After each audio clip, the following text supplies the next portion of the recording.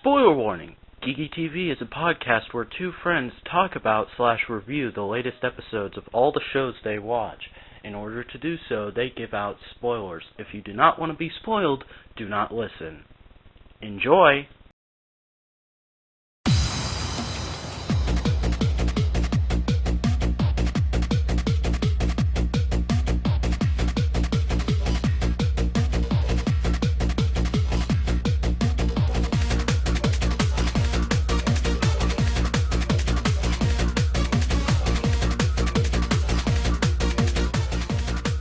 Hey guys, what's going on? My name is the Vacuuminator, and this is of course Geeky TV, but I am not alone in this journey throughout television and all its weirdness. This week I am joined by not my usual co-host, but hopefully someone we'll be hearing from quite a bit in the future, War077. Hello, sir. Hello. Hello, YouTube land and whoever is listening to this. Yeah, we have no idea how many people are listening to this. We just do it. But Callie is not here because, well, this weekend was BotCon and she's pretty much wiped out. So I told her, you know what, you get this week off. I'll find some other chucklehead to do the episode with. Chucklehead. So Ward, do you wanna since you basically just joined the network today, the day we're recording this, do you want to maybe introduce yourself to some of our viewers and talk a little bit about what you do on the interwebs, what you're about, that kind of stuff? Yeah, I guess. My whole deal is I'm an avid collector of Transformers. I'm an avid fan of everything nerd. I wear my nerd on my sleeve. Kind of thing. Like, I have a wide range of what I like, from the Japanese to the U.S. It doesn't matter. As long as you don't get under my skin, we're good. We're friends. But just until then. But like, yeah, I've known Zach here for about a couple months now, and you know, it's kind of nice having getting new friends, you know. But I hope I'm here for a long while, and I hope I can entertain everybody who wants to be entertained. Well, yes, War is planning some other video series for the network's channel. He has his own channel, which we will plug at the end of the episode, and he's pretty much going to be, unless he has something going on when I need him, he's probably going to be just the backup co-host for whenever Callie can't make it to a recording. So, how about that? Shall we get on into the news? Yes. The news. We only have one news story this week. It's been a very slow news week, at least as far as geeky shows go, and that is that Syfy has a Booster Gold show in development. I haven't heard so much about that. Sounds like pretty good. Booster Gold is not my favorite character, but you know. There's only ever been one run where he's been portrayed very well, in my opinion. And if they go for that sort of the spirit of Booster Gold, I forget who the writer was, so I can't plug it to you guys. But if they go with that version of Booster Gold, I'll probably enjoy the show. But if it's like the stereotypical, oh, I'm Booster Gold, I came back to be famous, and not really to help people, then I'll probably be like, yeah, F this show. If it's done by a good producer, maybe with good writers, I might be good. I really hope maybe it could be the people from Eureka, because Eureka's ending soon, which I'm really sad about. But if it's them, I won't have a problem with it. Oh, there's another spotted news that you kind of missed. Oh, what did I miss? They said nearing the end of Season 2 of Transformers Prime, Shockwave might make his debut. Ooh, I forgot about that, yeah. At the PodCon panel, for any lucky viewers who went, we got to go to the award ceremony for the inductees to the Hall of Fame. At the dinner, they released press conferences, which I can't find any images of it as of now, but they released images of Prime Shockwave, which from people who went and friends of mine who have went have told me he looks very lanky. He's got his chest plate from the G1 era, so I'm really excited about that. A little bit of G1 homage, and the fact that he's going to be slender like Soundwave. But pretty much, it sounds like we also might be getting to hear a little bit of Soundwave soon too. I'm excited. See, now, I haven't really gone into this too much, so forgive me if this turns out to be a huge tangent, but I've always felt that when and if Soundwave talks, it should be like a season finale sort of moment, where it's like, it's like he's been silent this whole time, and it's like, as a cliffhanger to go into season 3, or just to end off the series, it's like, they zoom in on, it's like something really bad is happening to the Decepticon ship. Megatron turns, the camera zooms in on Soundwave, we're going to crash, kind of a thing. Or either that, or it's like during the final battle with the Decepticons, they kill as they kill Soundwave, it's like you hear the most haunting voice come out, and it's like, I will destroy you! Kind of a thing. Basically, what I think, though, is if they do make Soundwave talk, that between now and next season, it's going to be with him saying something that's very crucial. It's not going to be anything that's just like, wow, he talked. It's going to be Soundwave talking. Holy shit, kind of a moment. But, yeah, Shockwave coming to TFP, that'd be pretty cool.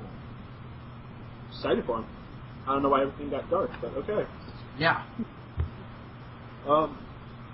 On to next business. What do we talk about next? Korra?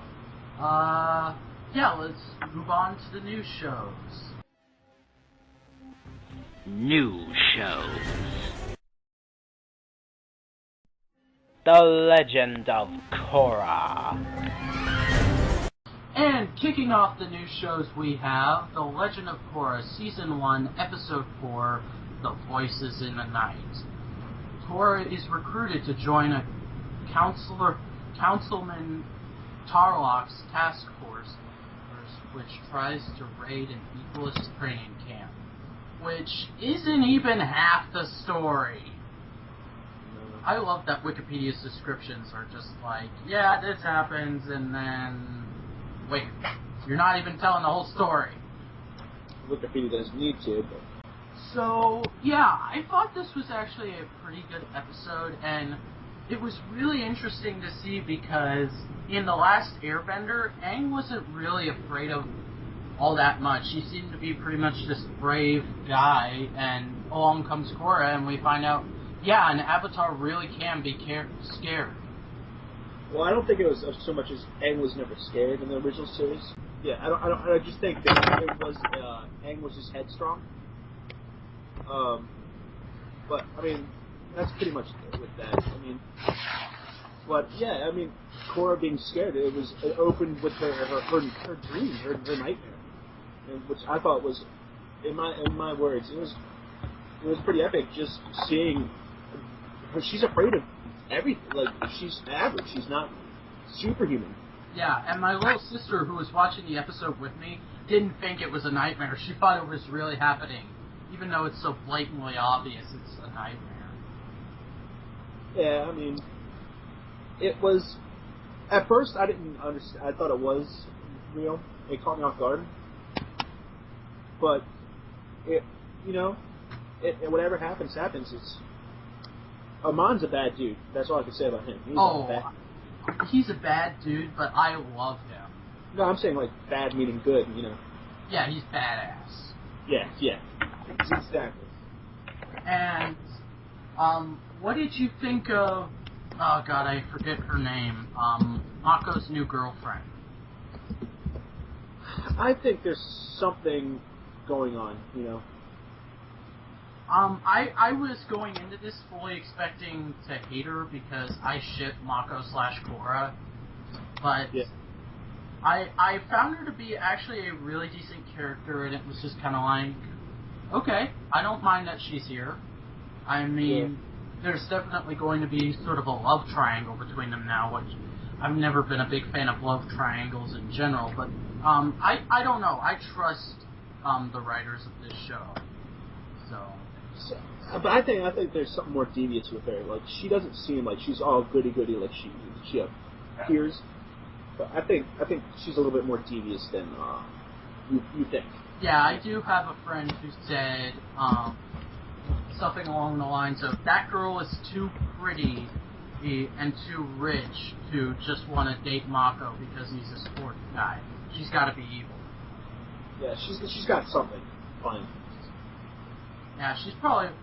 I wouldn't freak out and be like, whoa, what a twist if she started. If it was revealed that she's working with Amon, but at the same time, I kind of hope she isn't, because I don't know, I genuinely like her as a character. She's clearly going to get hurt because we've seen footage of Mako and Korra kissing, but yeah, but it's going to go wherever it's going to go. Yeah. But she's just too goody goody. What did you think of Tarlock? Because he's another new character who showed up. He's a dick. Oh yeah, he's so total. That's my only thing for him. He's trying to get what he wants. I mean, it's one of those things where it's like, I was really like, wow, if I actually lived in the universe that this show exists in, and I happened to be there at that press conference, I would just be like, you people need to shut the fuck up because you're making this girl do something she doesn't want to do. Yeah, but he's a politician. You know, what are they? They're dicks. Politics sucks. Yeah, but I mean, I think he's going to get his in the end, you know. By the end of the series, I know something's going to happen to him where he's going to... I think he's going to be one of the next ones to lose their powers, Dalmon.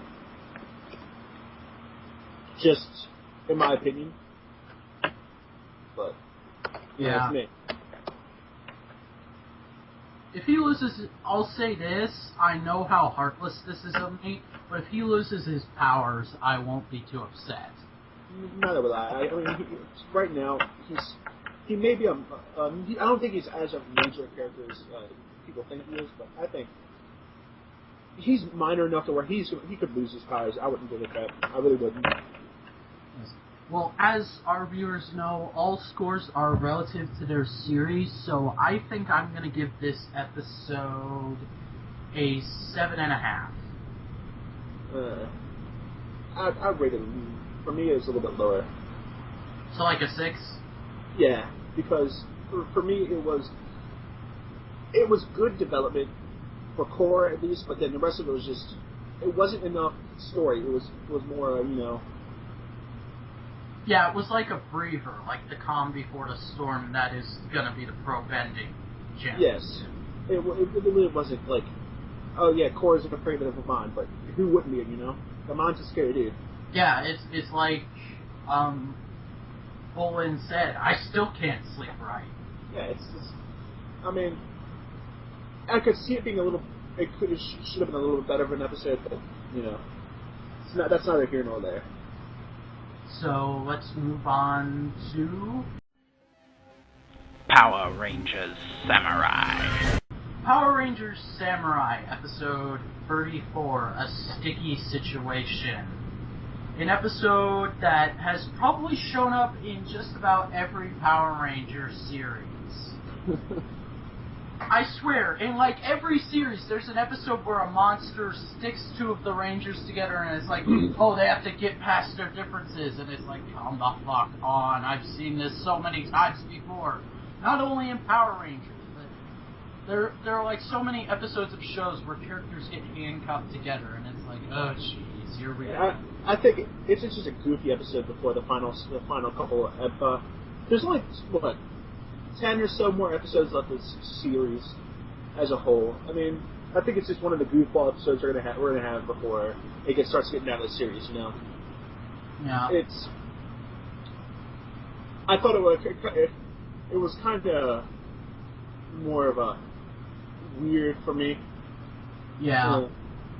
Especially because, and I know this is TV budget, but I think it was especially kind of weird because the CGI was so obviously fake. Well, I think this is an episode that didn't appear in the Super Sentai version. Yeah, they've done a lot of episodes that didn't appear in the Super Sentai. Actually. Which I do have to go 100% with Power Rangers. Like, they're doing a good job because they're putting stuff that wasn't in the series, and they're making it work. But just making this monster, and then making this episode, which I don't think was in the original series, just didn't work. I just really hope sooner or later we actually get around to figuring out what the heck Raider, Dayu, and what's his face are going to be doing. For me, I'm not going to give you spoilers, but I know. But I think that would be interesting to see because I've only seen a few episodes of Shinken.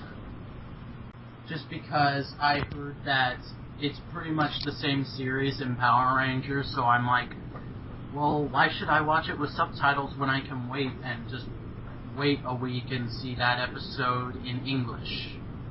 My whole deal is, when you watch the sub version, for me, it's just, it feels more of a grown-up series just because they don't have the restrictions that we do in America, where we're not, children's series are not allowed to cuss, they're not allowed to do profanity jokes. You know, it's weird. But the Japanese series was much more serious. It was much more, you know... Well, it's that way with a lot of Power Rangers series, so yes, I can't really fault it for doing that. It's just like, well, that's Power Rangers. But for me, just this whole episode, just because this monster, as I remember, it never appeared. I think I remember this monster, but just... This episode is more of a, for me, it just was a filler. It was like, oh, we have to show Emily trying to be a little, she's not supposed to be sweet anymore, you know? It was, for me, it was like, okay. Yeah. It was alright. I'm gonna give it a 5. Yeah, probably about the same. So now, I guess we'll be moving on. Green Lantern, the animated series. Okay, this week's episode of Green Lantern was called Love and War. This is the episode we get to introduce to the Star Sapphire. Sorry, brain fart. In this episode, Hal, Kilowog, and Razor, with Aya, save a different type of Lantern Corps from invading space monster. Grateful for the rescue, the Star Sapphires, which I had previously mentioned, whose power comes from love. The violent energy of love. Invite everyone to their homeworld, Zamaron. It turns out, however, that the whole thing was a setup to drain the Green Lantern of their powers. By encasing them in crystal, now it's up to our 4 heroes to stop the Queen, I can't pronounce that, Agapo, before it's too late. Okay. Brilliant job. I was having sorry people. I'm not gonna make a ton of fun of you because admittedly my reading skills aren't much better. Well, it's just because I gotta put my glasses back on. Sorry, but it was, for me it was more. Sorry, but I have to admit I was a bit disappointed by this episode. I thought, now, I wasn't getting my hopes too up because this series has pretty much, every episode of this series is pretty much, oh, we could get a new Lantern or a new member of our team or a new whatever, and nope, they're going to stay right where they are. And that's what upset me because I really wanted to see Carol join the team. See, my whole thing about this episode was you know, it was all over the place, really. I couldn't really stand it. It was just so much. I mean, I like it. I can't. I like this series, so I mean, but it was just this episode was just all over the place. It was here 1 second, there another second, you know. Yeah, I think it would have worked a lot better if maybe they hadn't tried to put too much emphasis on Kilowog is lovesick. Yeah. But it was. But I do think one thing. I think that was an allusion when they were attacked by the space monster. I think that was an allusion to the Star Sapphire's core, the creature. I forget what they're called. Entity? Yeah, their entity. The entity of love. Well, it seemed to be pretty hateful to me, but. Well, if you got to remember, like if you read the series, their entities, and during Black Attack, entities weren't very nice to other to like other cores, you know. And if you read it, its name is, if you remember, it's the Predator, you know. Was not meant to be, you know, this, even though it's for the core of love. The Predator's not very, you know, nice. They did call it something, but I'm not too sure if it was called the Predator.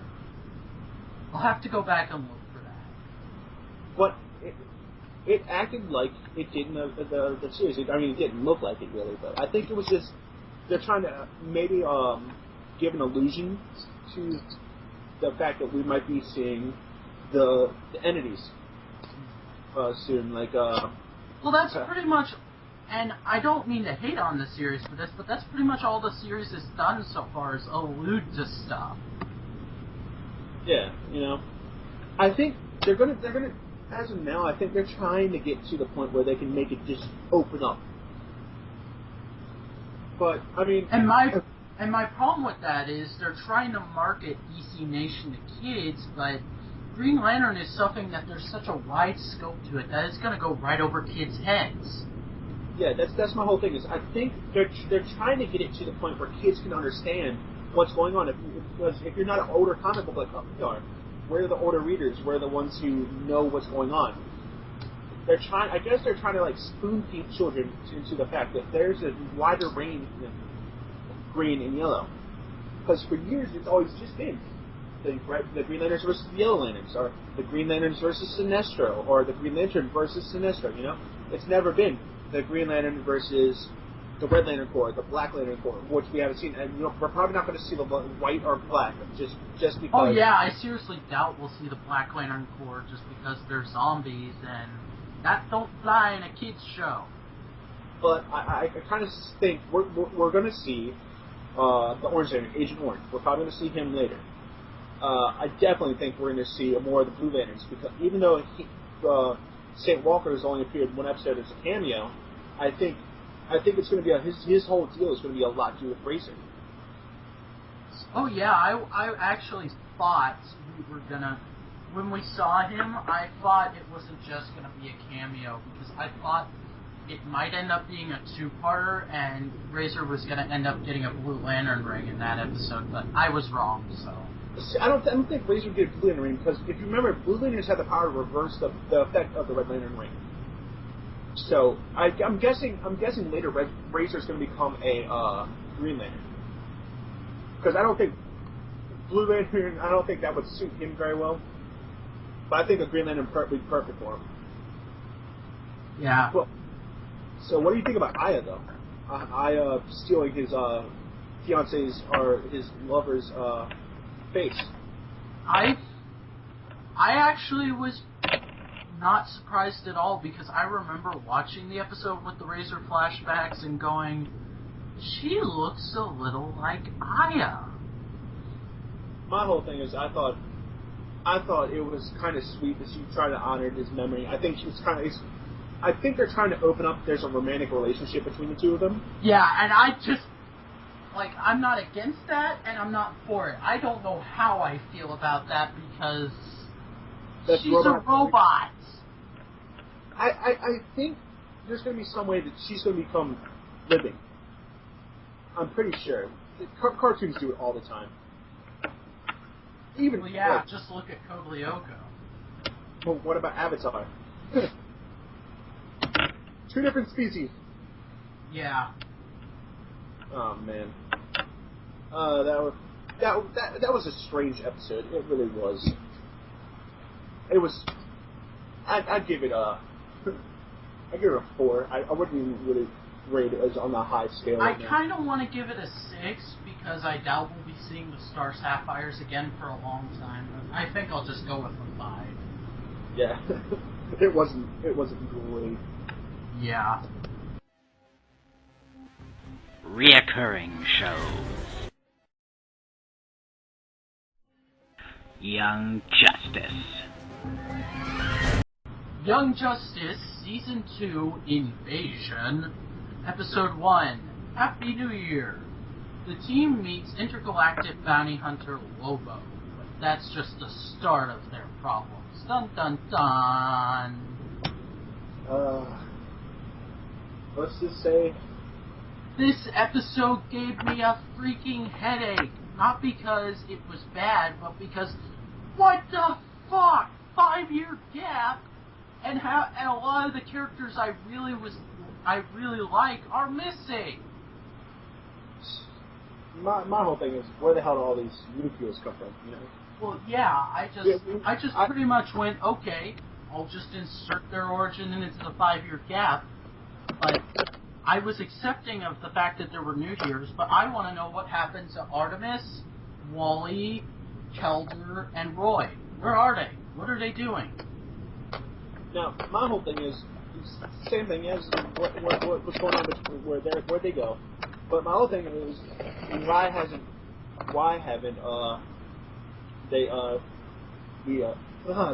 brain fart? Golly. It's my whole thing is like, why haven't we heard anything about this whole missing this whole 16-hour gap? Well, they talked about it in the season 1 finale because did you actually watch the season 1 finale? No, not really, because okay. This is something I have to follow. Well, basically what happened at the end of season 1 was Vandal Savage took control of the Justice League, and 6 heroes went missing for several hours, but the team got control of the league back. But they have no idea what happened during these missing 16 hours. Yeah. What about the little kids? I think the little kids are going to be a little afraid of this episode, too. The whole ripping a man in half. Lobo ripping a man in half. Oh, that was... Even though it was a robot, that would be for me, being a 6-year-old watching this, I would be traumatized for years. I would really... Jesus Christ. I have to say, I am really happy that they skipped Jason Todd and went straight to Tim Drake, because I'm a huge Tim Drake fan. You're Tim Drake. I'm a Jason Todd, but I'm hoping that during this time skip, they're going to do something where why isn't Jason Todd in the mix? You know. You know what would be awesome? If Under the Red Hood is in continuity with Young Justice. That would be very cool, because that would mean that I think it'd be really cool though. But Under the Red Hood, yes, being under the same continuity, but I'd like to have their own take on the story. You know, I'd love it. Yes, during this time skip, Jason Todd had passed because of the accident Joker, but we had this new villain on the loose. This one who's twice as bad as any villain. One who takes lives with it's the Red Hood, you know? Yeah. I'd love to see it. And my one problem is, I honestly couldn't picture this version of the Joker beating Jason to death with a crowbar, because this version of the Joker looks like a goth teenage kid who really likes clowns. See, my whole thing is I could see the Joker doing it just because he's crazy. Even though this, yes, he does look different. He looks weird. But I could see the Joker doing it. In every continuity, I could see Joker going to town on person. You know, if you remember, Jason Todd wasn't too much of a. He wouldn't let up. You know, in every storyline, he was. He could push somebody. But you know, more onto Young Justice and less from Red Hood.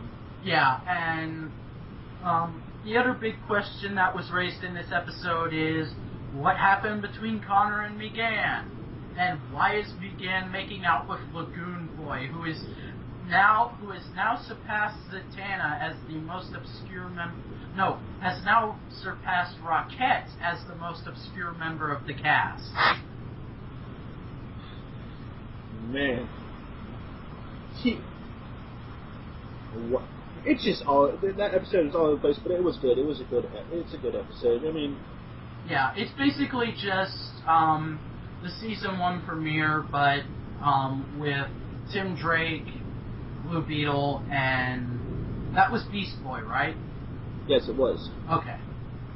Well, I do like though. It's Tim Drake's not regular Robin either. He looks like he's the Red Robin. Oh yeah, he does. He definitely does have a different look than Dick did as Robin. Because in the first couple minutes you see him with the cape, but then later he's not wearing the cape when they go to raid the junkyard, which is weird. But that kind of gives me he's gonna go off this separate path and just go straight to Red Robin instead of just being Robin. Because if we skip Jason Todd we know is supposed to be Red Robin when he's not Red Hood. But coming back to Jason Todd, but I mean, I do like the actor who plays Beast Boy. Noted that I did miss his debut episode. He's good. He's by no means is he. Man, what's his name?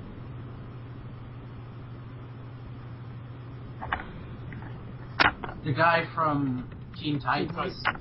Yeah, I forget his name. Skips my one problem with this Beast Boy is it's not the voice, but why does he still have a tail when he's in his human form? Well, I don't think this Beast Boy has very good control over his forms yet. But I do like it. I mean, he's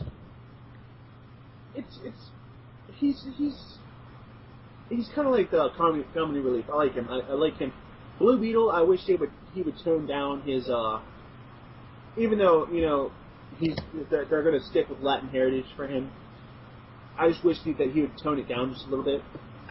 Well, I kind of don't like that it's so in your face too, but I have Puerto Rican friends. They're like that too, except for the fact that he can't curse because it's a kid's show. Like, if you've ever met a Puerto Rican, yes, Blue Beetle is pretty much what a Puerto Rican is, except they curse a lot more than he does.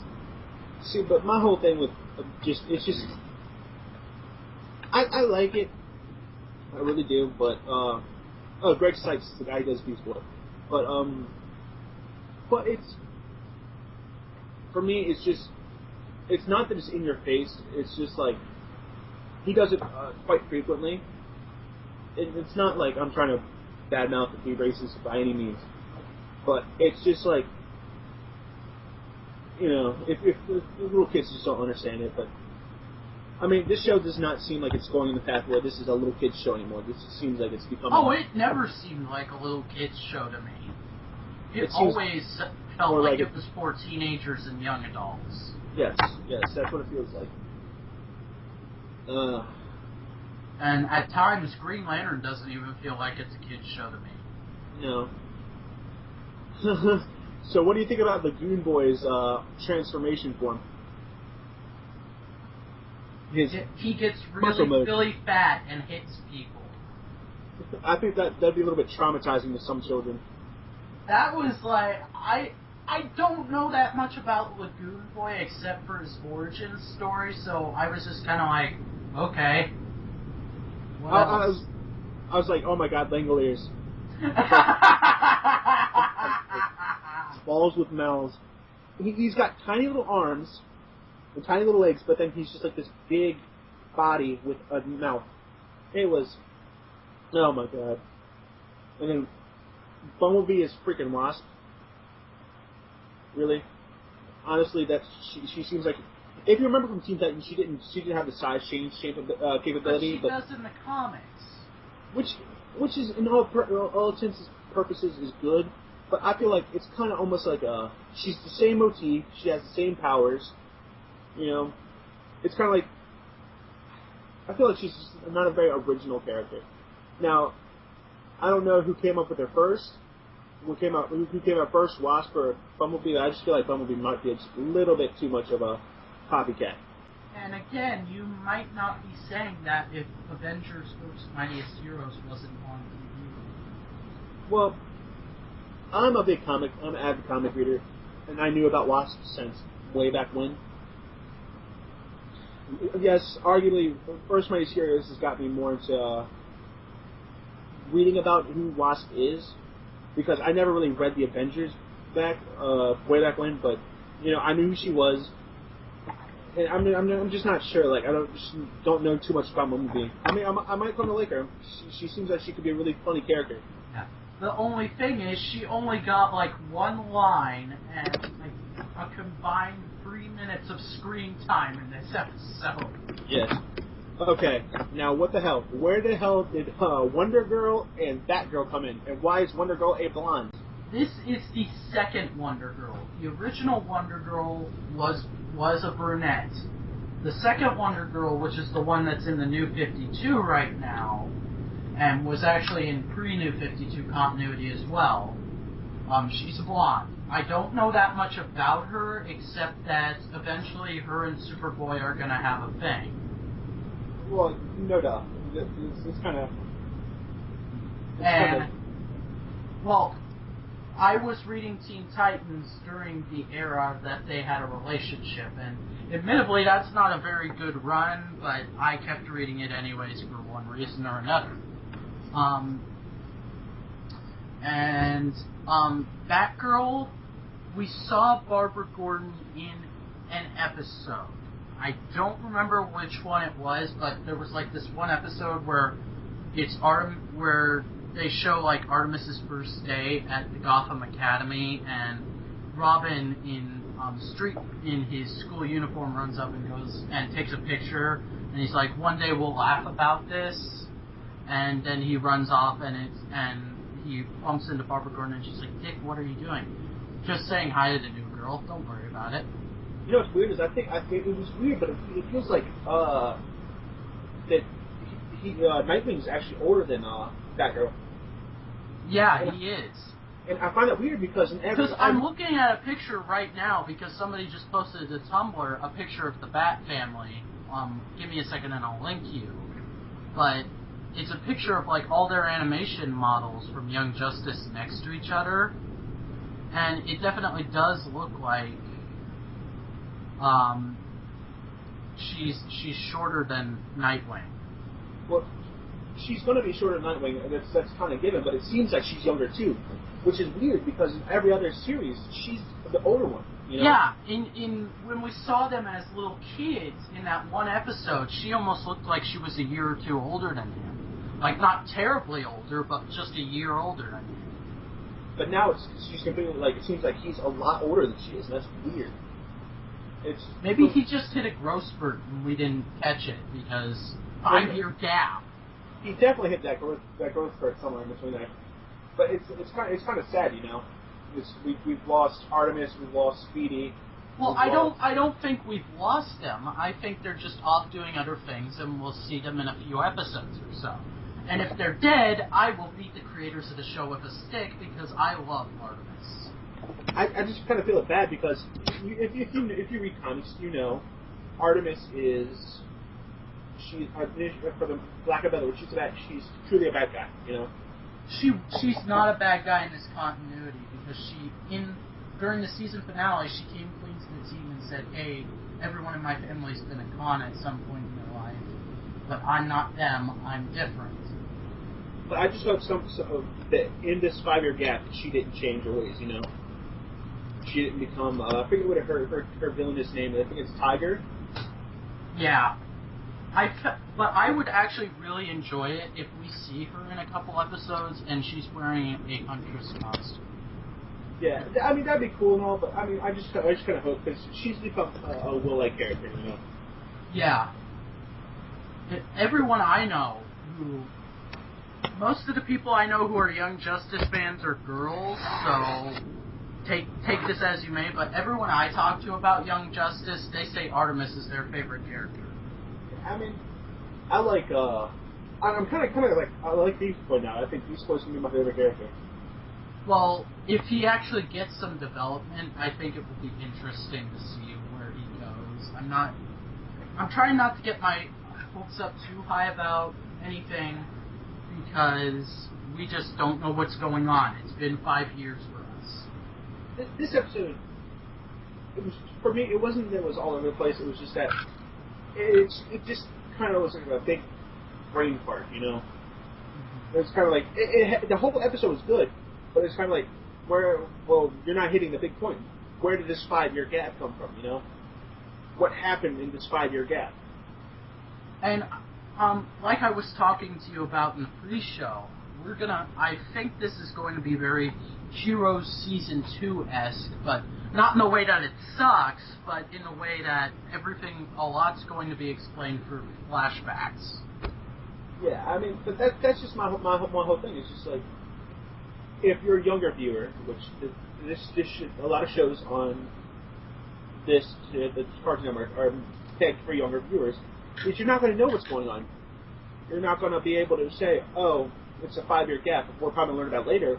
It's just, where did this 5 years go? What happened this 5 years? Why is Robin older?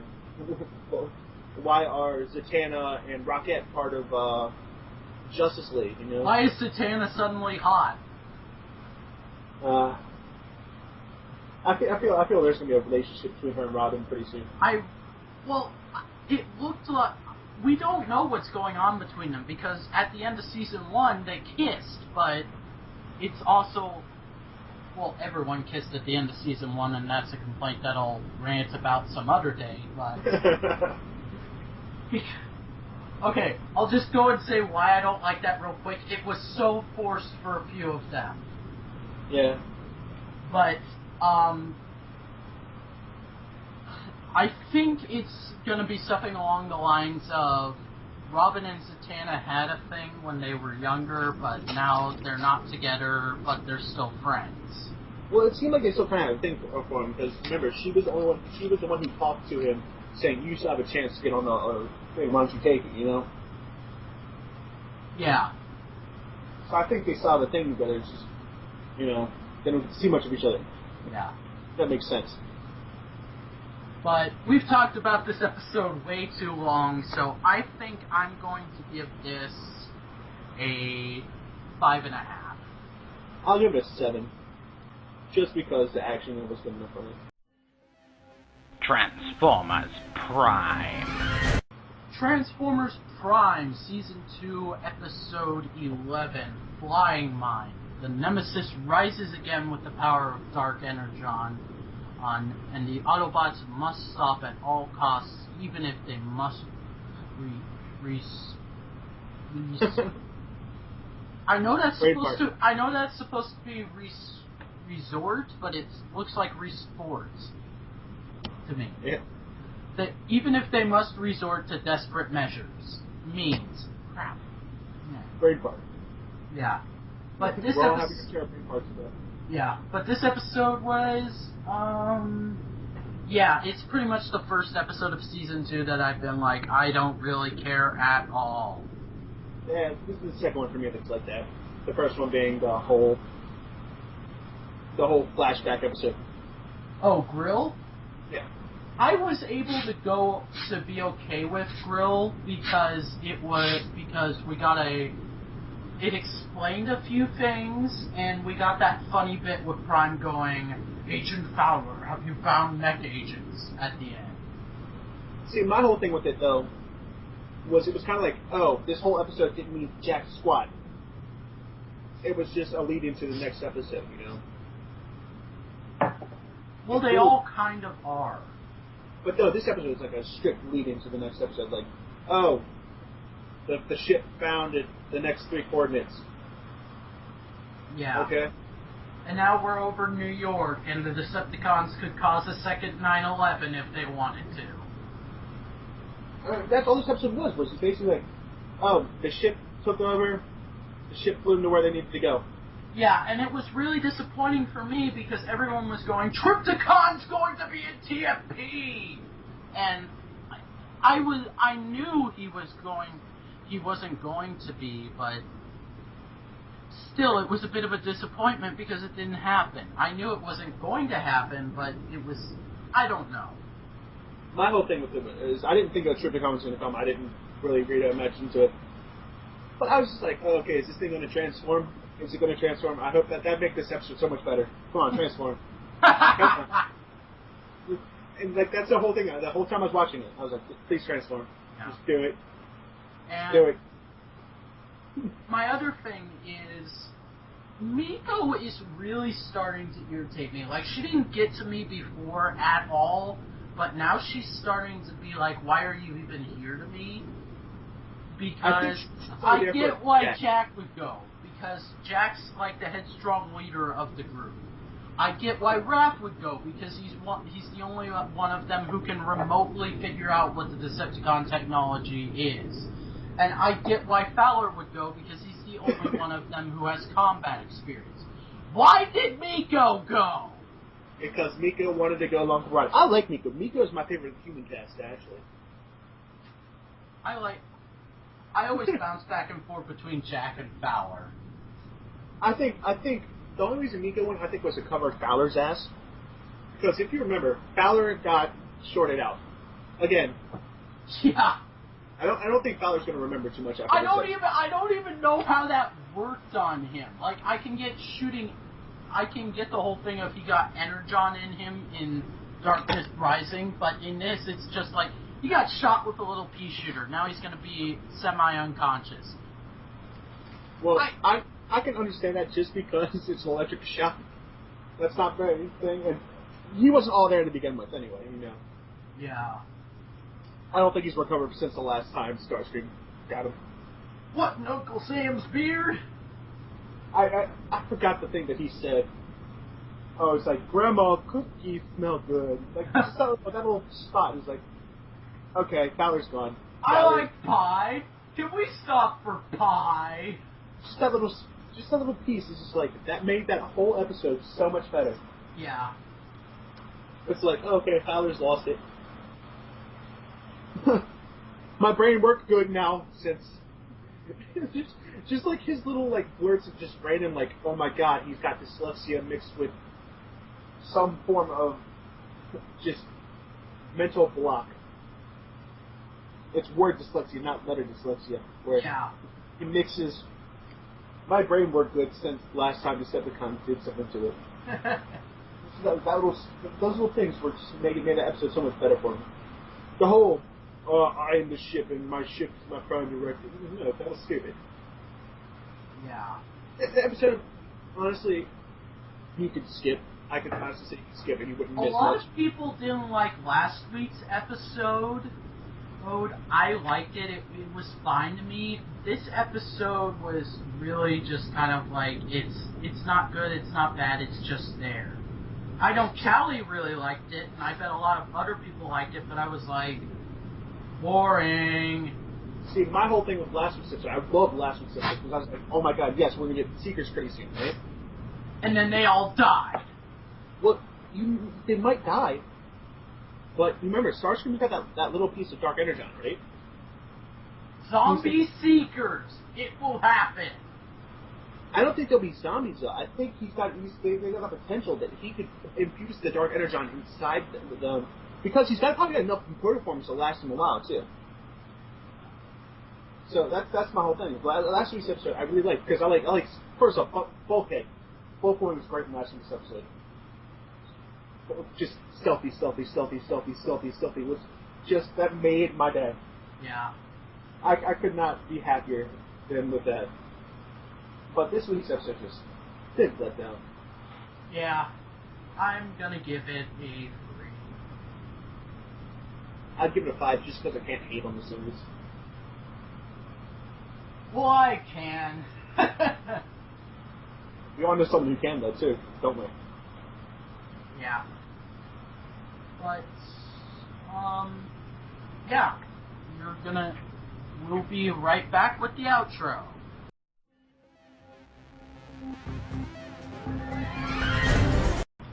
And we are back here on Geeky TV, and this was a pretty interesting week in television, I have to be honest. And I know someone's going to ask 2 questions. Number 1, why didn't we do the Big Bang Theory this week? Well, I completely brain farted and forgot to watch it, so I'll talk about it next week, I promise. And number 2, why wasn't there a show last week? Well, I wasn't able to find a chucklehead in time, and Callie was too busy gearing up for BotCon to record. So, we're pretending like last week didn't even happen, basically. But, I had fun. This was fun. This was a good experience. Yeah, this is a good week of TV, and, hopefully maybe we'll see War again a couple times on this show. Depends on if Callie decides to be a flake on us more, like ever again. Well, you can't blame her. She had a no. She's tired as hell from that convention. I'm the person who said no. You're not going to be on the show this week because you're too tired and you're too out of it. Besides, if I had been a black man, I probably wouldn't be up and about right now either. Yeah. Because what was the last convention I went to was Otakon, and that's go. You don't sit down too much. Yeah, I'm gonna be probably gonna be at MegaCon this coming year. Pretty much everyone from the network but Callie and Matt. So I mean, I'm definitely going. I've already paid for my ticket. Well, I'm not buying my ticket till I know it's a surefire thing I'll be able to go, which I won't know till about November-ish. Well, the only reason I'm going to say I'm going is just because it's Florida. I've never been there. I've also got time to do stuff. It's MegaCon's only 3 days, and I can spend a weekend. I could take you to downtown Disney. I've never been to Disney. Oh. Very, very deprived child. The Disney parks themselves aren't actually all that fun if you're a teenager, but downtown Disney is a fun place to shop. That's pretty much, whenever I go to Orlando, I don't care what I'm there for. If I can't go to downtown Disney and look at the Lego store and a few other places that are there, I'll be upset. That will be a wasted trip to Orlando, in my opinion. And I've also heard there's a good shop in Orlando because my buddy he gets all his tokusatsu toys down there, and that's one of my big things. But I'm a semi-tokusatsu fan. I don't watch a lot of it, but what I have seen, I like. Which you've got Power Rangers, basically. I'm guessing it's only tokusatsu, or have you seen Kamen Rider? I've watched about half of Kamen Rider Double, and then I just forgot to keep watching it. I'm gonna get back to it eventually. And for all you people who are wondering what tokusatsu spans from Kamen Rider, Power Rangers, or Power Rangers Super Sentai, both names. You could say Godzilla falls underneath the list of tokusatsu. Pretty much anything that involves a guy in a rubber suit fighting something. Yes. Which basically tokusatsu means special effects. It's a little Japanese lesson for you, but also you got your Ultraman in there too. Yeah. If y'all know what Ultraman is, but basically it's if you know what it is, you know what it is. Yeah. But yeah, that's pretty much gonna do it this week. So yeah, as always, don't forget you can go to our official site, thevacuuminatnetwork.tumblr.com to check out every episode of Geeky TV and all our other podcasts and or video series. can subscribe to us here on YouTube to get every episode of Geeky TV as it comes out. That's youtube.com/user/the vacuuminator. I'm the vacuuminator on YouTube. Or what is your channel?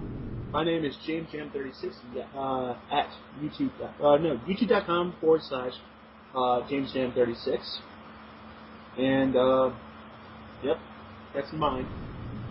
You can follow us on Twitter. That's at the vacuuminator. I'm at vacuuminator, and you are? I'm at Ward077.